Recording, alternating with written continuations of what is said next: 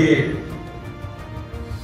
मंत्री मिळाले तर चांगले असे म्हणजे गावी साहेब मंत्री झाले त्यावेळेला ते इथले स्टुडंट होते, त्यामुळे इथलेच प्रोफेसर झाले ते, आणि त्यावेळी ते मंत्री झाले त्यावेळी तिने आम्हाला पैसा भरपूर दिला.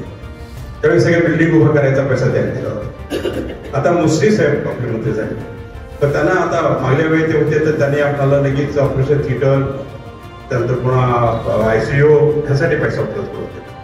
म्हणजे जे आता पुढच्या स्टेजचे जे उपकरण आहेत किंवा हॉस्पिटल्स इक्विपमेंट्स आहेत ते कॉस्टली आहेत, त्यामुळे शासनाला मदत करायची धोरण ठरलं आणि हे आपल्याला मिळालं गेलं.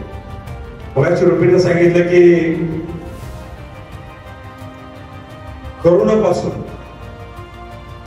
ह्या हॉस्पिटल एक आधारस्तंभ म्हणून उभा राहतं आणि ते गोरगरिबासाठी उभा राहतं. जरी आरोग्य पंढरी म्हणली तर बाकी ह्याच्या बाहेर गेलं तर थोडं श्रीमंतांची पंढरी असेल, पण ही गरिबाची पंढरी तर सारखी होती. त्यामुळं हे चांगलं हॉस्पिटल झालं पाहिजे, गोरगरिबांसाठी झालं पाहिजे. कर्नाटकची लोक येतात, रत्नागिरी ह्या भागातून लोक येतात आणि गोरगरिबांची सेवा उपलब्ध करण्यासाठी त्यासाठी आम्ही सर्व हॉस्पिटलचे लोक आम्ही त्याचा प्रयत्न करतो. साहेब मला वाटतं ती भुयाराची गटराची फाईल जरा साहेब आपल्याकडे झाले वाटतं ते, त्यामुळे त्यात आपल्याला क्लिअर करायला, कारण हे गटर योजना कम्प्लीट केली पाहिजे हॉस्पिटलची. शासकीय विद्यापीठाला गरज येते अग्नी प्रतिबंधक उपायासाठी आपण 31,78,00,000 रुपये दिले. शासकीय महाविद्यालय रुग्णालय मिळाले रुग्णासाठी अग्नि प्रतिबंधक 2,79,00,000 रुपये दिले. पद्मभूषण वसंतदादा पाटील रुग्णासाठी सांगली येथील रुग्णासाठी अग्नि सुरक्षा यंत्रणेसाठी 3,10,00,000 दिले. एक महत्वाची गोष्ट आहे की साहेबांनाही मी सांगू इच्छितो, माहिती साहेबांचं बोललो आम्ही ज्यावेळी नर्सिंग आम्हाला 100 हेड आम्हाला जे सीट मंजूर करून द्या असं म्हटल्यानंतर साहेब आपणच ते मंजूर करून दिलं आम्हाला 100 सीट. पण 100 सीट मंजूर करून दिल्या, पण त्याच्यासाठी कॉलेज लागेल, त्याच्यासाठी वसतिगृह लागेल आणि हा प्रस्ताव जवळजवळ 17 कोटी 70 लाखचा आपल्याकडं मंजुरीसाठी आयुक्तांना पाठवलेला आहे. त्यामुळं जर आपल्याला ह्या आदेशमध्ये बजेटमध्ये आपण घेतलं तर निश्चितच इथली नर्सिंगची मुलं एक 100 मुलं वाढतील, म्हणजे 200 मुलं एकंदर शिकवून प्रत्येक गोष्टी बाहेर पडतील. या दृष्टिकोनातून आपल्याला ते काम करता येईल.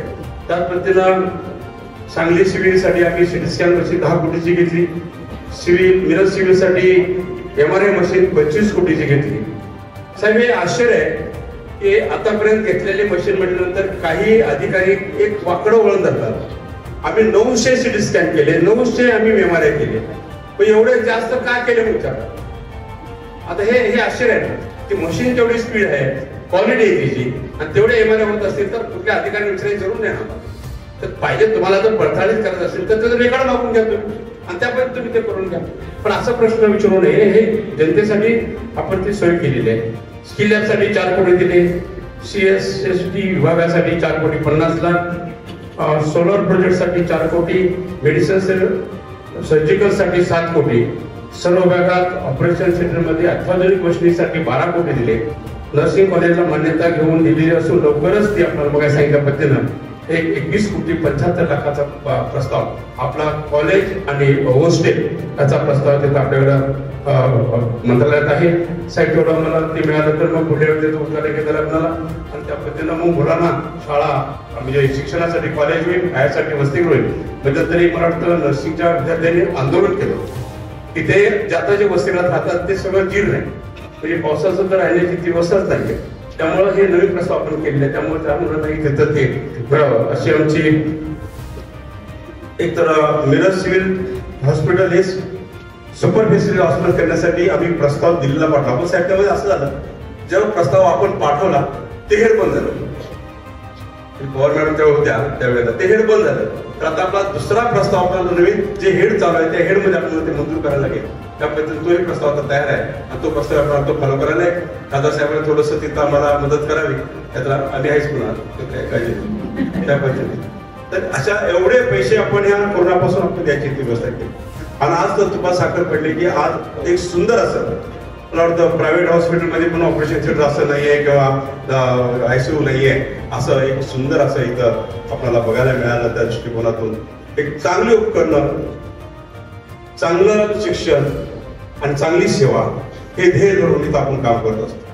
त्या दृष्टिकोनातून मिरजमध्ये म्हटलं जातं की पंढरी म्हटलं जाते, आरोग्य पंढरी, आणि बरेच हॉस्पिटल्स आहेत.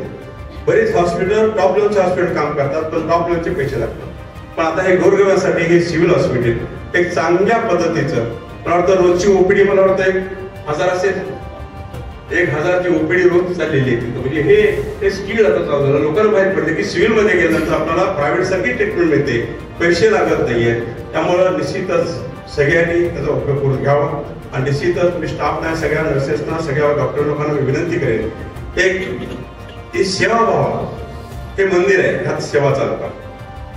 आपण ड्युटी करतोय फक्त असं समजू नका.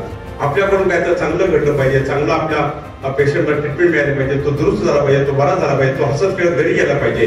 हेच पुण्य आपण 1500 बांधावं एवढीच मी आपल्याला सांगतो. सर आपण वारंवार येत आहे, वारंवार याचं आम्हाला आश्वासन पण दिले की मगाशी म्हणते की पुढं जर उद्घाटन तर मला बोलवा.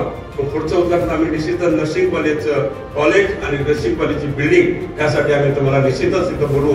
आणि त्याच्या अगोदर बाकीचं काय होईल ते सगळे उद्घाटन एकदम आपण घेऊया. एवढीच आपल्याला परत एकदा लोकप्रतिनिधी म्हणून आपण मी स्वागत करतो आणि थांबतो. जय हिंद, जय महाराज.